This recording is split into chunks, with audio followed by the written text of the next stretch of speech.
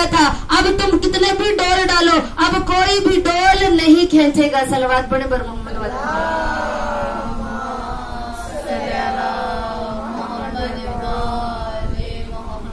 और फिर क्या हुआ, थोड़ी देर गुजरी, रिसालत माब खुद खरामा चलते हुए उस कुएं के करीब आए। जब उस कुएं के करीब आए, साहबा कहते हैं या रसूल अल्लाह आप क्यों आ गए, हम आपके पास आना ही चाह रहे थे। कहा मुझे अभी जिब्राइल ने खबर दी है कि अल्लाह ने अली इब्न अबी तालिब को तमाम जिन्नों इंस के ऊपर फातिह बनाकर भेज दिया है। अभी जिब्राइल ने मुझे खबर दी है कि अल्लाह ने जिन्नों के ऊपर भी अमीर कायनात को फातिह बनाया है। मैं आया हूँ इसलिए कि अमीर कायनात को मुबारकबाद पेश करूँ, इसीलिए आज भी वो दरवाजा मौजूद है कि जितने भी सरदार थे जिन्नों के, अब इनको सरदार बनाया तो किसने बनाया। आज मस्जिद कूफा में एक बाब है, बाबे सोबान कि जिसका नाम अमीर कायनात ने बाबे सोबान रखा था। अब हुआ क्या कि जब अमीर कायनात ने इसका नाम बाबे सोबान रखा, जब बनी उमैया आए उन्होंने उसका नाम बाबे फील रख दिया। अब जब बनी उमैया खत्म हो गए, खत्म तो होना ही था क्योंकि दुश्मनाने अहले बैत की इस दुनिया में जगह नहीं है। अब हुआ क्या, उन्होंने उसका नाम बाबे फील रख दिया। अब जब दोबारा दौर आया, जब दोबारा शाही आई, इमाम जाफर सादिक अलैहिस्सलाम का दौर आया,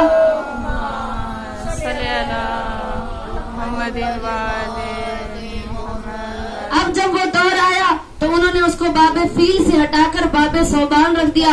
अल्लाह हम सबको उस बाब की ज़ियारत नसीब फरमाए। कहा इसका फलसफा क्या है। कहा एक दिन अमीर कायनात मस्जिद कूफा में बैठे हुए थे कि वाज़ो नसीहत कर रहे थे, अपने सहाबा को वाज़ो नसीहत कर रहे थे, तो सहाबा एकदम से खौफजदा हो गए। उन्होंने क्या देखा कि दूर से एक अजदहा आ रहा है, अजदहा को आते हुए देखा। जब रिसालत माब के इस लख्ते जिगर ने देखा, इस नफ्स रसूल ने आते हुए देखा, सहाबियों से कहा घबराओ नहीं, सहाबियों से कहा घबराओ नहीं, ये तुम्हें कुछ नहीं कहेगा, ये मुझसे कुछ पूछने के लिए आ रहा है। तमाम सहाबी एक तरफ हो गए। अजदहा फौरन आया, आकर अमीर कायनात के बाजू में खड़ा हो गया। जब बगल में आया और कान की तरफ इशारा किया, अमीर कायनात ने अपना कान उस अजदहा की तरफ किया। अजदहा ने कान में कोई बात कही। अब जो रावी लिखने वाले थे, सहाबी कहते हमने ये तो नहीं लिखा कि अजदहा ने अमीर कायनात के कान में कौन सी बात की है, लेकिन हमने अमीर कायनात की जबान से सुना जाल तुका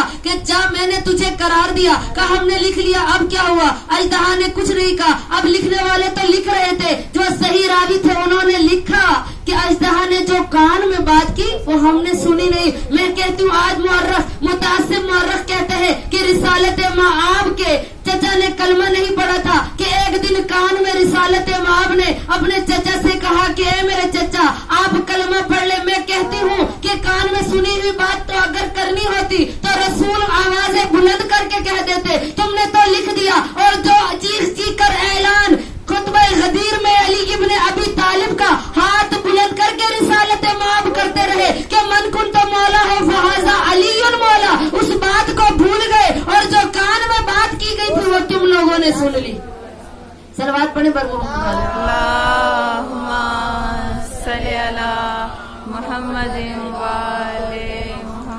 अब अजदहा ने कान में कुछ कहा, अजदहा तो चला गया। तमाम साहबी हैरान थे कि इसने कुछ कहा नहीं, ये इंसानों का दुश्मन है। अब तमाम सहाबी हैरान होकर रिसालत माब के नफ्स रसूल से पूछते हैं कि बताइए अमीर कायनात कि इस अजदहा ने आपके कान में क्या कहा है। तो उस वक्त साहिब नहजुल बलागा हैदर कर्रार फरमाते हैं, इसने मेरे कान में कहा है कि हमारा बाप जो सरदार था, जिसको किसी जमाने में आपने सरदार बनाया था, आज उसका इंतकाल हो गया है। भाइयों में इख्तलाफ है कि अब सरदार कबीले का कौन बनेगा, तो इसलिए मुझसे पूछने आया है। और मैंने इसको कहा है जाल तू का जा मैंने तुझे बनाया, जा मैंने तुझे बनाया। अब कहा कि सहाबी कहते हैं अमीर कायनात आपने तो हुक्म दे दिया है, अब शायद उनके भाइयों में इख्तलाफ हो जाए। आपने कह दिया उन्होंने सुना नहीं है, उन्होंने तो सुना नहीं है। वो इस बज़्म में नहीं बैठे थे कि वो आपकी बात को तस्लीम कर लेंगे। उस वक्त अमीर कायनात ने मुस्कुरा कर कहा कि देखो ये जो आया था ये कोई आम बंदा नहीं था, इंसानों के अंदर मुनाफिकत है। ये जो आया था ये जिन था, ये जिन अजदहा की शक्ल में आया था और मेरे पास हुक्म नहीं लेकर आया था, मेरे हुक्म की अदूली करने नहीं आया था, बल्कि मुझसे हुक्म लेने आया था। मैं यकीन से कह सकता हूँ कि ये जब जाकर अपने भाइयों को मेरा हुक्म सुनाएगा तो वो सब तस्लीम खम कर लेंगे।